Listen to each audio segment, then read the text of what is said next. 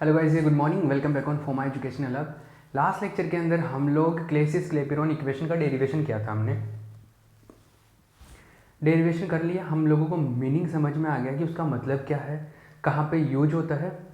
अब हम लोग ये देखेंगे कि जैसे गलनांक बिंदु होता है मेल्टिंग पॉइंट, तो मेल्टिंग पॉइंट पर किस तरीके से इफेक्ट होता है प्रेशर का, और जो बॉइलिंग पॉइंट होता है क्वथनांक बिंदु, उस पे भी किस तरीके से इफेक्ट होता है प्रेशर का, वो चीज़ हम लोग देखेंगे। तो उसके लिए बात करेंगे, और वो क्लेसियस-क्लैपेरॉन इक्वेशन से ही बात करेंगे। तो क्लेसियस-क्लैपेरॉन इक्वेशन का ही आगे का प्रोसेस है, ठीक है। तो क्लेसियस-क्लैपेरॉन समीकरण के अनुप्रयोग है ये, कि उसकी हेल्प से हम लोग कैसे चीज़ें कर रहे हैं।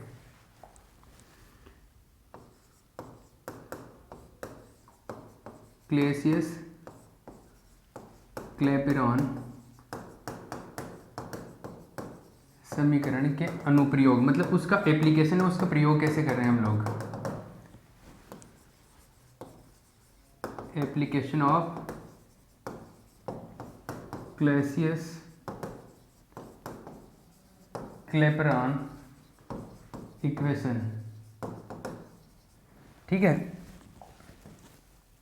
तो क्लेसियस-क्लैपेरॉन इक्वेशन का यूज कैसे करना है अपने को, क्या क्या पता करने में, बॉइलिंग पॉइंट पता करने में। जैसे क्वथनांक बिंदु पर क्या प्रभाव पड़ता है, क्वथनांक बिंदु उसको बोलते हैं जिसपे बॉइल होता है, लिक्विड वेपर में चेंज होता है, उस पॉइंट को, उस टेम्परेचर को हम बोलते हैं बॉइलिंग पॉइंट, क्वथनांक बिंदु। तो क्वथनांक बिंदु पर प्रेशर का कैसे इफेक्ट पड़ता है, कि क्वथनांक बिंदु कम होगा कि ज्यादा होगा प्रेशर चेंज करने पे, वो बात कर रहे हैं। तो पहला, क्वथनांक बिंदु पर प्रभाव, क्वथनांक बिंदु पर दाब का प्रभाव, effect of pressure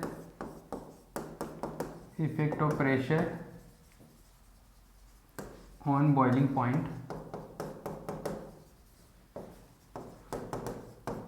double L आता है क्या इधर शायद, है ना। तो क्वथनांक बिंदु पर दाब का प्रभाव, effect of pressure on boiling point. ऐसे देखो, बॉइलिंग पॉइंट का मतलब जिस पे लिक्विड वेपर में चेंज होता है उसको बॉइलिंग पॉइंट बोलते हैं ना। अब समझना ऐसा है कि जैसे बॉइलिंग पॉइंट का मतलब हो गया कि लिक्विड से वो किस में जाएगा, वेपर में जाएगा, गैस में, ना, वेपर में, गैस में, ऐसा ही है ना। मतलब द्रव अवस्था से वाष्प में जाएगा, मतलब गैस स्टेट में जाएगा अगर मान लो कोई भी लिक्विड। तो यहाँ पर जो चेंज होगा उसको क्या बोलते हैं, वो जिस टेम्परेचर पे चेंज होगा उसको बोलते हैं क्वथनांक बिंदु, ठीक है। मतलब कि बॉइलिंग पॉइंट, उसको क्या बोलते हैं, बॉइलिंग पॉइंट बोलते हैं, बॉइलिंग पॉइंट, ठीक है। अब देखिए,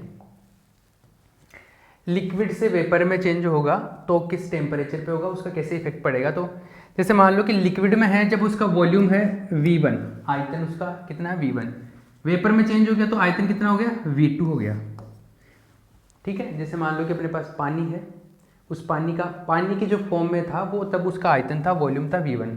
अब उसको गैस फॉर्म में चला गया, उसको गर्म किया, बॉईल किया, और वो चला गया, उसका आयतन हो गया V2 वॉल्यूम, ठीक है। अब अपने को पता कि गैस का आयतन है ना हमेशा लिक्विड के कंपैरिजन में हमेशा ज़्यादा होता है। तो V2 जो है is always greater than V1, ये ऑलवेज ऐसा होता है, ठीक है। ये पता चल गया, ये ज़्यादा होगा। तो अब देखो, बाय क्लेसियस-क्लैपेरॉन इक्वेशन, क्लेसियस-क्लैपेरॉन समीकरण होता है dp/dt L T V2 minus V1, ठीक है। अब देखना, L जो है, L ये T जो है, T केल्विन में लिखा जाएगा टेम्परेचर। दूसरी चीज, L जो है लेटेंट हीट है। लेटेंट हीट हमेशा जितनी भी होगी रिक्वायर्ड होगी कि उसको एक फेज से दूसरे फेज में चेंज करने के लिए तो जरूरत पड़ेगी। तो लेटेंट हीट पॉजिटिव है, ये पॉजिटिव है, ये पॉजिटिव है। इस पे डिपेंड करेगा कि ये dp/dt में ये देखना चाहता हूं कि dp/dt है वो पॉजिटिव आएगा कि नेगेटिव, मतलब इसका वैल्यू पॉजिटिव आएगा कि नेगेटिव। तो वो पॉजिटिव आएगा कि नेगेटिव, वो इस बात पे डिपेंड करेगा कि V2 माइनस V1 क्या है, क्योंकि T और L तो पॉजिटिव है एक तरीके से, तो V2 माइनस V1 पे डिपेंड करेगा। तो V2 माइनस V1, तो V2 ग्रेटर है V1 के कंपैरिजन में, it means V2 minus V1 कैसा रहेगा, पॉजिटिव रहेगा, धनात्मक। V2 माइनस V1 कैसा रहेगा, धनात्मक रहेगा, positive. V2 minus V1 positive रहेगा, इसका मतलब कि dp बाई dt जो है, dp बाई dt कैसा रहेगा, पॉजिटिव, ये भी धनात्मक। ये धनात्मक होने का मतलब समझ रहे हो, ये धनात्मक होने का मतलब समझ रहे हो आप, ये इसको छाप लेना पॉज करके देखो, ये पॉजिटिव होने का मीनिंग ये है कि अगर आप प्रेशर को बढ़ाओगे तो ट्रांजिशन टेम्परेचर भी बढ़ेगा, और प्रेशर को कम करोगे तो ट्रांजिशन टेम्परेचर भी कम होगा। इसका मतलब है कि अगर P और T में मैं ग्राफ बनाता हूं तो ग्राफ का P और T, ये P है, ये T है, तो अगर ये एक तरीके से ऐसा हो गया ना, जैसे ये y एक्सिस हो गया, ये x एक्सिस, तो मैं ऐसे करूं dy बाई डी एक्स, उसकी जगह क्या है dp बाई dt, ऐसा ही तो है, x एक्सिस में t है और y एक्सिस में p है, तो dy बाई dx क्या हो गया, स्लोप हो गया ना इसका, प्रवणता, और प्रवणता है ये स्लोप है, तो स्लोप कैसा है, पॉजिटिव है। पॉजिटिव स्लोप का मतलब कि लाइन ग्राफ ऐसा बनेगा कुछ, आई बात समझ में। तो P और T के बीच में ग्राफ कैसा बनेगा, ऐसा। दूसरी चीज, अगर प्रेशर बढ़ेगा तो टेम्परेचर बढ़ेगा, प्रेशर कम होगा तो टेम्परेचर कम होगा, इससे ये पता चलता है। इसका कंक्लूजन ये है कि इफ प्रेशर इंक्रीजेस तो टेम्परेचर जो है वो इंक्रीज होगा, एंड इफ प्रेशर डिक्रीज होता है तो टेम्परेचर क्या होगा, डिक्रीज होगा। टेम्परेचर कौन सा, ट्रांजिशन टेम्परेचर। अरे ये बढ़ेगा, ये पॉजिटिव रहेगा बढ़ के, तो ये भी पॉजिटिव रहेगा, क्योंकि टोटल पॉजिटिव आना चाहिए। ये कम होगा, ये नेगेटिव होता है तो ये भी नेगेटिव होगा, तो नेगेटिव नेगेटिव और वापस टोटल पॉजिटिव आ जाएगा। तो इसका ये मतलब यही है कि प्रेशर बढ़ेगा तो टेम्परेचर बढ़ेगा, प्रेशर कम होगा तो टेम्परेचर कम होगा। ठीक है, इन दोनों के एग्जाम्पल बताता हूं रियल लाइफ में। रियल लाइफ में इसका इंटरेस्टिंग एग्जाम्पल है, समझना। एक तो प्रेशर बढ़ने का, प्रेशर कुकर में देखना, प्रेशर कुकर में एग्जाम्पल देखो, प्रेशर कुकर, प्रेशर कुकर जो होता है उसमें क्या होता है, प्रेशर कुकर में क्या है, उसमें खाना जल्दी क्यों पक जाता है, ऐसा है। ये प्रेशर कुकर सपोज, इसमें क्या है, हम लोग इसको बंद करके रखते हैं, उससे क्या होगा, उसमें प्रेशर बढ़ेगा, प्रेशर बढ़ेगा तो प्रेशर बढ़ेगा तो पानी का जो उबलने का टेम्परेचर है, जैसे यहां पर प्रेशर बढ़ाएंगे तो जिस टेम्परेचर पे पहले उबल रहा था उससे ज्यादा टेम्परेचर पे उबलेगा, क्योंकि टेम्परेचर बढ़ जाएगा। जैसे पहले 100 डिग्री पे उबल रहा था पानी, 1 atm प्रेशर था तब, लेकिन अब मैंने क्योंकि प्रेशर कुकर बंद है तो प्रेशर 1 atm से काफी ज्यादा होगा, तो प्रेशर बढ़ गया, तो ये जो टेम्परेचर है कि पहले 100 डिग्री पे उबल रहा था अब 100 से ज्यादा पे उबलेगा। उबलने का मतलब कि वो जो पानी है वो वेपर में 100 से ज्यादा डिग्री पे चेंज होगा। जैसे मान लो कि अब जो है उसका बॉइलिंग पॉइंट 120 डिग्री हो गया, इसका मतलब है कि पानी 120 डिग्री तक वेपर में चेंज नहीं होगा, वो 120 डिग्री पे जाके वेपर में चेंज होगा। इसका मतलब है वो 120 डिग्री तक गर्म होगा ना, तब तक उस जो आपने उसके कुकर के अंदर जो डाला, जैसे मान लो आप दाल पका रहे हो, दाल उबाल रहे हो, तो वो दाल के अंदर ही रहे, मतलब दाल के साथ में रहेगा। तो 120 डिग्री तक दाल के साथ में रहेगा तो वो दाल को एनर्जी देता रहेगा। और अगर वो 100 पे ही उबल जाता ना तो 100 पर पानी ऊपर चला जाता, तो वो एनर्जी दाल को उतने टाइम तक मिलती नहीं और पानी वेपर में कन्वर्ट हो जाता। आ रही बात समझ में। तो प्रेशर कुकर में प्रेशर ज्यादा करने की वजह से ये जो बॉइलिंग पॉइंट है, इसका जो क्वथनांक बिंदु है वो बढ़ गया। पहले 100 पे ही वो वेपर में चला जाता था, उड़ के बाहर निकल जाता था, अब वो 100 पे नहीं, ज्यादा पे 120 डिग्री पे, सपोज एग्जांपल लिया, 120 डिग्री पे वो वेपर में कन्वर्ट हो रहा है। तो 120 डिग्री पे वो उस दाल के साथ में रहेगा, तो 120 डिग्री तक वो उसको एनर्जी देता रहेगा, इसलिए वो एनर्जी ज्यादा मिलेगी, जल्दी पक जाता है कोई भी मटेरियल जो भी उसके अंदर होता है। ये है कि प्रेशर बढ़ेगा तो टेम्परेचर बढ़ेगा, और प्रेशर कम होगा तो टेम्परेचर कम होगा। कैसे? जैसे अगर आप पहाड़ों पे जाते हो तो जैसे जैसे ऊंचाई पे जाते हो प्रेशर होने लग जाता है कम, तो प्रेशर 1 atm से हो गया कम, तो जो क्वथनांक बिंदु है जो 100 डिग्री पे उबल रहा था वो 100 से पहले उबल जाएगा। मतलब हो सकता है कि वो 90 पे उबलने लग गया हो। तो आप 90 डिग्री टेम्परेचर होगा ना, जैसे पानी का पानी हवा में मतलब वेपर बन जाएगा, वहाँ पे खाना बनाना बहुत मुश्किल है। फिर समझ रहे हो, वहाँ पे खाना बनाना मतलब टफ है चीज़ों को उबालना, क्योंकि पानी बहुत जल्दी उबल जाएगा, पानी निकल जाएगा, वो पकेगा ही नहीं, उससे पहले तो पानी उड़ जाएगा बेचारा, क्योंकि वो पहले तो 100 पे उबल रहा था, अभी 90 डिग्री पे ही पानी निकल जा रहा है वहाँ से वेपर बन के। तो ये दोनों एग्जाम्पल इसके एप्लीकेशन है एक तरीके से देखे जाए तो, ठीक है। कुल मिला के ये है भैया कहानी इसकी। दूसरा, ये तो अंडरस्टैंडिंग के लिए है कि आप कनेक्ट कर पाओ। एक दूसरा एक एग्जांपल और दे देता हूँ। पहाड़ों पर क्वथनांक कम हो जाता है, क्वथनांक कम हो जाता है, boiling point decreases at mountains, ठीक है। प्रेशर कुकर में तो बढ़ जाएगा और पहाड़ों पे क्या हो जाएगा, कम हो जाएगा। समझ आएगा। तो ये चीज़ है, ये बात समझ आती है यहाँ पे। यहाँ पर आप एक लाइन भी लिख सकते हो कि दाब बढ़ने पर क्वथनांक बिंदु बढ़ जाएगा,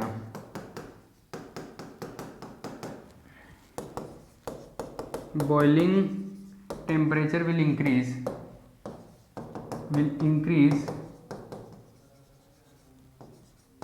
as pressure increases,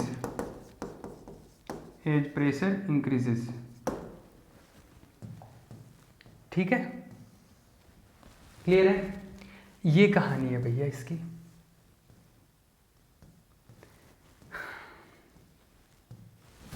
क्लियर है। तो ये बॉइलिंग पॉइंट पे कैसे इफेक्ट हो रहा है कि बॉइलिंग पॉइंट प्रेशर बढ़ेगा तो बढ़ जाएगा, कम होगा तो कम हो जाएगा। तो ये दिमाग से निकाल देना कि पानी हमेशा 100 डिग्री पे ही उबलता है, मतलब वेपर में कन्वर्ट होता नहीं है। 100 डिग्री पे तब होगा जब प्रेशर 1 atm है। प्रेशर चेंज कर दिया ना तो वो कम भी हो सकता है, ज़्यादा भी हो सकता है। प्रेशर कुकर के अंदर तो वो बढ़ जाता है, 100 डिग्री पे नहीं उबलता प्रेशर कुकर में।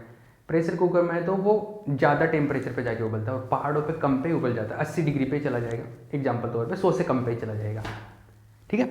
ये है। तो एग्जाम में ऐसे आता है कि बॉइलिंग क्वथनांक बिंदु पर दाब का प्रभाव बताइए, ऐसा आएगा। क्लासियस क्लेपेरॉन इक्वेशन को एक्सप्लेन कीजिए और क्वथनांक बिंदु पर दाब का प्रभाव बताइए। Show the effect of pressure on boiling point. तो ये बॉइलिंग पॉइंट पे इफेक्ट हो गया, ठीक है। क्लियर है। अब हम लोग उस पर देखेंगे गलनांक बिंदु पे, मेल्टिंग पॉइंट पे भी इफेक्ट देखेंगे इसका, ठीक है।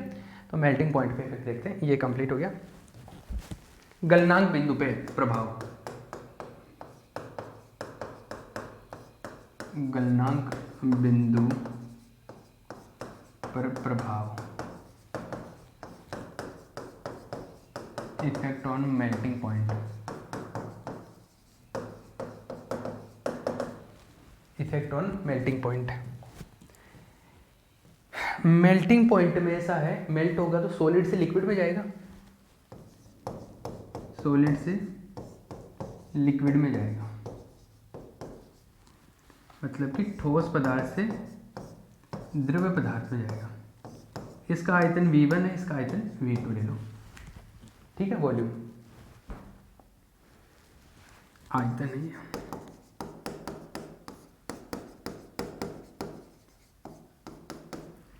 अब देखना, अब आप मुझे ये बताइए कि क्या सॉलिड से लिक्विड में जाता है तो आयतन बढ़ता है कि कम होता है? सॉलिड से लिक्विड में जाएगा तो वॉल्यूम बढ़ेगा कि कम होगा? आयतन बढ़ेगा। आयतन बढ़ भी सकता है और कम भी हो सकता है, दोनों सिचुएशन होती है। अगर मैं पानी के केस में बात करूं ना तो पानी का तो आयतन घट जाता है, मतलब बर्फ, एक मान लो 1 किलो बर्फ है, वो जब पानी में जाएगा ना तो उसका आयतन, पानी में जब कन्वर्ट होगा तो आयतन कम हो जाएगा उसका। तो पानी के सेंस में, H2O के सेंस में बात करूं तो उसका जो आयतन है, वॉल्यूम है, वो कम होता है। लेकिन और दूसरे मटेरियल्स की बात करूँ तो कुछ मटेरियल्स के ज़्यादा भी होते हैं, ज़्यादातर मटेरियल्स का वॉल्यूम बढ़ता ही है। ठीक है, तो इसमें दो केस हो सकते हैं। इसमें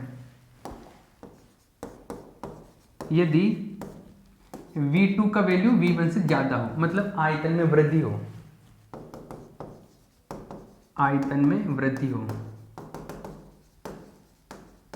आयतन में वृद्धि पानी में नहीं होती, इसलिए इसका मतलब है कि पानी वाला केस नहीं है, ये दूसरा कोई और।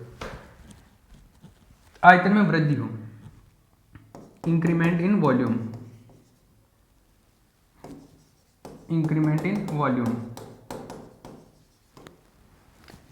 अगर ऐसा होता है तो dp/dt जो है वो क्या है, L/T V2 माइनस V1। ठीक है, ये ऐसा होता है तो इसका मतलब कि V2 माइनस V1 ये पॉजिटिव, ये तो पॉजिटिव है, तो इसका मतलब है कि V2 minus V1 is positive. V2 minus V1 positive है, इसका मतलब है कि dp/dt भी क्या है, पॉजिटिव है, धनात्मक है। ये धनात्मक है, इसका मतलब है कि ये जो PT कर्व बनेगा, PT कर्व बनेगा, इसका स्लोप कैसा रहेगा, पॉजिटिव स्लोप रहेगा। एक बात तो ये समझ में आ गई, स्लोप ही तो है ये, प्रवणता पॉजिटिव रहेगा तो पॉजिटिव ऐसे रहता, नेगेटिव ऐसे रहता, नेगेटिव रहता ऐसे, ऐसे बनता अगर नेगेटिव रहता तो, लेकिन ये पॉजिटिव स्लोप है। ठीक है, चलो जो भी है ये पॉजिटिव स्लोप बन गया अपने को। आगे बात करते हैं, ये पॉजिटिव रह गया, ये बिल्कुल स्ट्रेट लाइन मत बनाना, ये ऐसे ऐसे ऐसे, सॉरी ऐसे बना दो थोड़ा। ठीक है, dp/dt कैसा रहेगा, पॉजिटिव। dp/dt पॉजिटिव रहने का मतलब है कि प्रेशर बढ़ेगा तो टेम्परेचर बढ़ेगा, प्रेशर कम होगा तो टेम्परेचर कम होगा। इफ प्रेशर इंक्रीजेस, संक्रमण ताप जो है, संक्रमण ताप ट्रांजिशन टेम्परेचर, वो कैसा रहेगा, बढ़ेगा। और इफ प्रेशर कम होता है तो संक्रमण ताप जो है, ट्रांजिशन टेम्परेचर, वो कम होगा। ठीक है, वो पहले वाले के जैसे, क्वथनांक बिंदु के जैसे, उसी टाइप से। एक सिचुएशन तो ये है, कौन सी सिचुएशन में, जब वॉल्यूम बढ़ रहा है उस सिचुएशन में। लेकिन जब सॉलिड से लिक्विड में चेंज होने पे वॉल्यूम घटे, तब ये घटता है कब, पानी वाले केस में। तो पानी वाले केस की बात करता हूं मैं, जब V2 लेस देन हो V1 से, आयतन कम हो,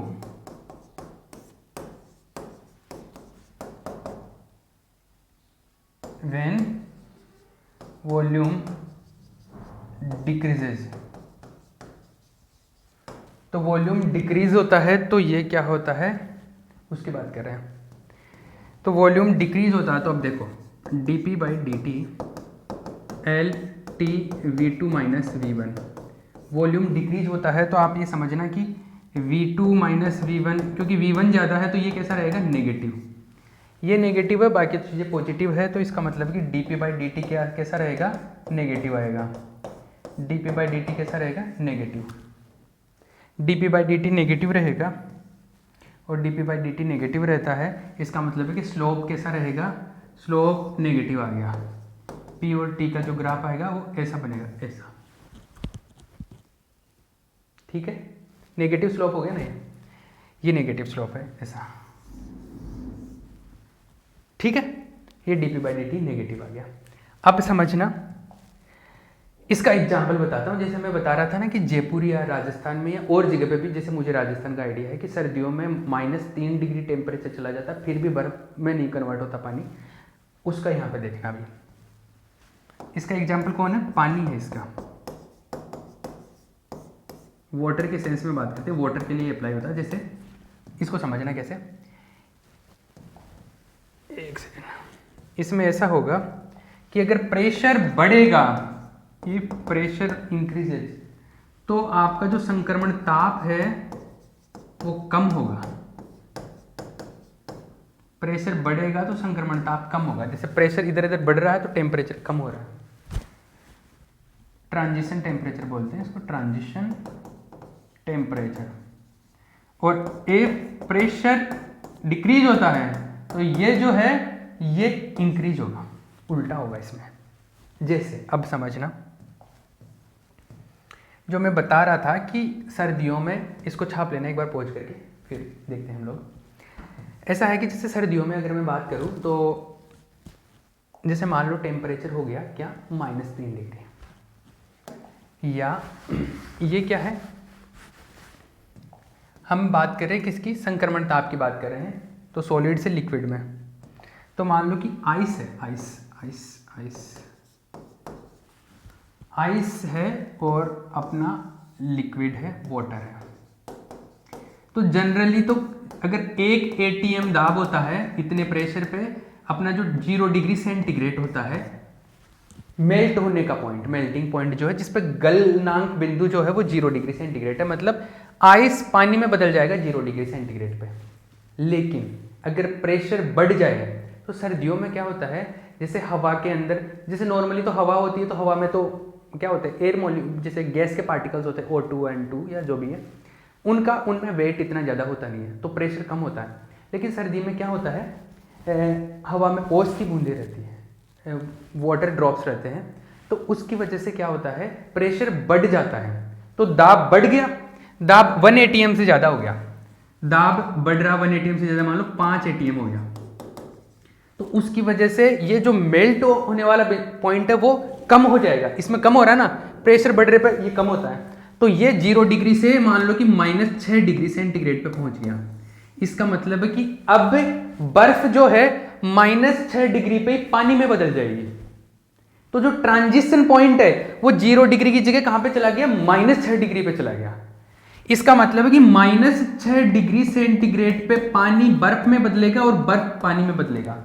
इसका मतलब है कि आपका टेम्परेचर अगर सर्दियों में -6 डिग्री तक भी रहा ना, -5 डिग्री भी है ना, तब भी वो पानी ही रहेगा, बर्फ नहीं बनेगा।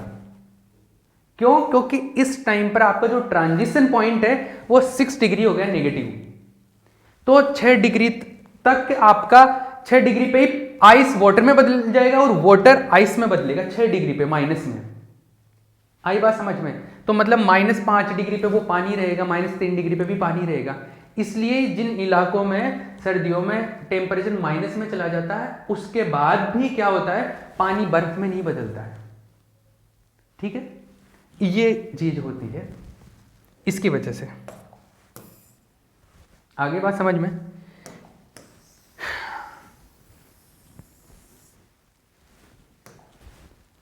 क्लियर है?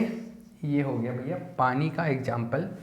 ये कहानी तो मैंने बता दी, लेकिन ध्यान रखना इतनी ज़्यादा डिटेल हम लोग लिखेंगे नहीं इसके अंदर।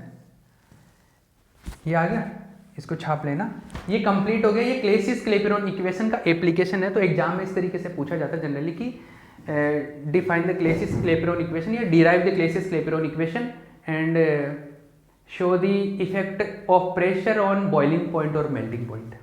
ठीक है, तो क्वथनांक बिंदु और गलनांक बिंदु पर दाब के प्रभाव को बताइए और क्लेसियस-क्लैपेरॉन समीकरण को समझाइए, उसका व्युत्पन्न कीजिए। तो ये तो व्युत्पत्ति होगी, पहले तो डिराइव कर लिया हमने, उसके बाद में इसका ये बात कर ली। ठीक है, इसके ऊपर कुछ न्यूमेरिकल भी करेंगे, लेकिन पहले कुछ और भी बातें करेंगे और चीज़ें करेंगे। ठीक है, तो बाकी की चीज़ें हम लोग नेक्स्ट लेक्चर में कंटिन्यू करेंगे। ओके, चलो इस पे यहीं पे फिनिश करते हैं, खत्म।